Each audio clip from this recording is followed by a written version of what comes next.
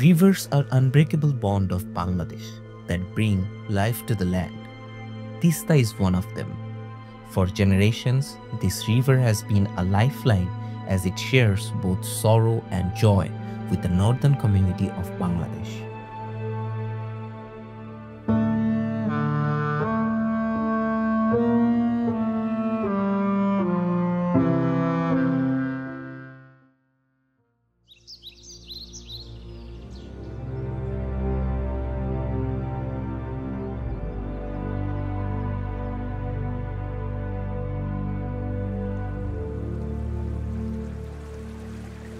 এই নদী কিন্তু অনেক দূরে ছিল, অনেক দূরে ছিল নদী, কিন্তু বছর যাচ্ছে নদী আমাদেরকে গ্রাস করতেছে, এইভাবে গ্রাস করতেছে। দেখেন কীভাবে ভাঙতেছে, চাপা, মানে যখন নদী ভাঙা শুরু হয়ে যায় যে ভাত খাওয়ার পর্যন্ত সময় থাকে না।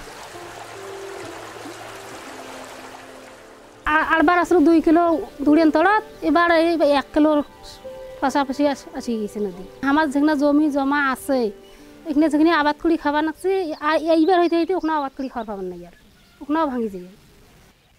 একদিনের ভাঙতে মনে করে নিম্নতল নিম্নতল 5 থেকে 6 কিলো পর্যন্ত ভাঙে একদিনের বন্যাতে।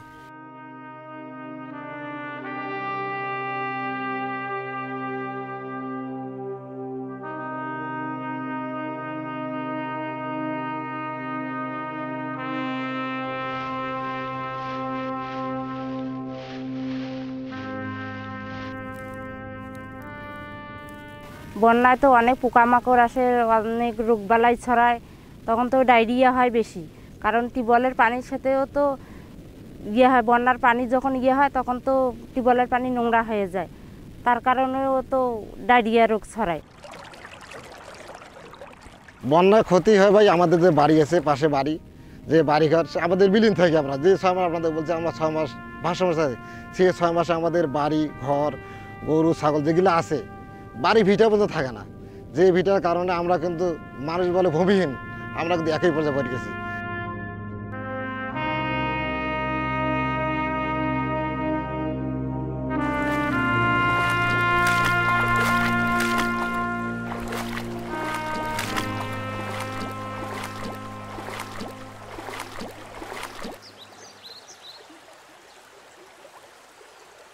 প্রায় 100 বাড়ি কিন্তু মানে পানি দিয়ে তলিয়েছিল, প্রায় 10 থেকে 12 দিন। আমরা রাস্তায় ছিলাম 17 দিন পরে বাড়িতে আসার পরে মানে রান্না করে খাওয়ার মতো যে কোনো ব্যবস্থা ওইটা ছিল না।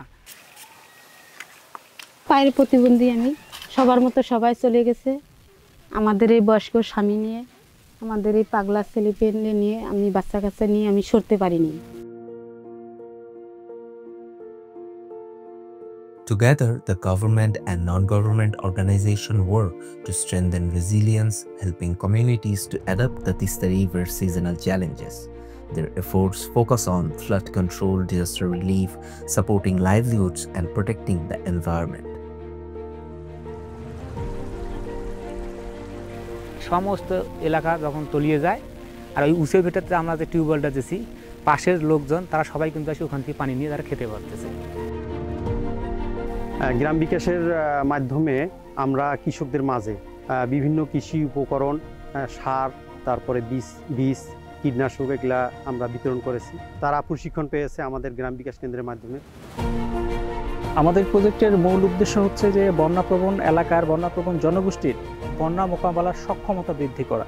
লিডারশিপের প্রশিক্ষণ দিয়েছি, সেটার আলোকে এনারা দেখা যায় যে আসলে অনেক সচেতনতা বোধ এনাদের মধ্যে সৃষ্টি হয়েছে এবং এরা নিজের পাশাপাশি অন্যকে সচেতন করতে সক্ষম হয় এবং এরা আসলে ক্ষয়ক্ষতির হাত থেকে অনেকটাই এখন রক্ষা পায়। পিকেএসএফ থেকে বেনিফিশিয়ারি সদস্য সংখ্যা ছিল 1000। পরবর্তীতে আমরা পিকেএসএফের অনুমোদন ক্রমে জিসিএফ এর অর্থায়নে এটাকে আমরা আসলে 1923-এ উন্নীত করি।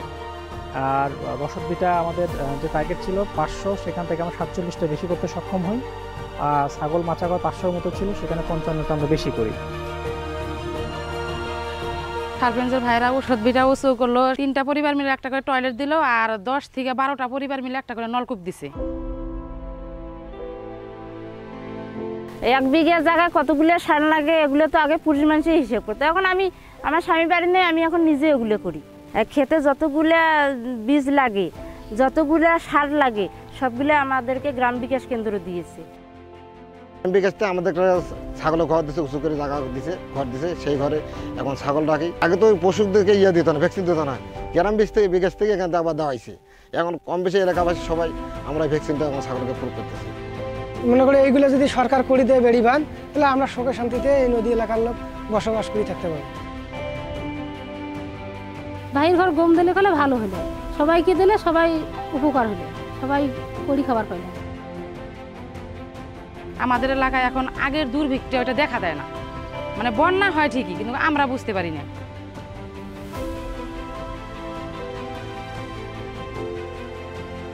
বন্যার সময় তারা যে কোন জায়গায় উঠবে তার জন্য যদি বন্যার একটা শেল্টার বা যারা আবাদ করে তারা হঠাৎ করে যে ফ্লাডটা হয় সেক্ষেত্রে তারা ফসলটা নিয়ে আসতে পারে না। যদি ওই ধরনের কোনো যন্ত্রপাতি হয় যে খুব তো মানে তাড়াতাড়ি, তাহলে আরও ভালো হবে। Building a better future for Tista River communities, meaning investing in smart flood control, sustainable farming and resilient infrastructure.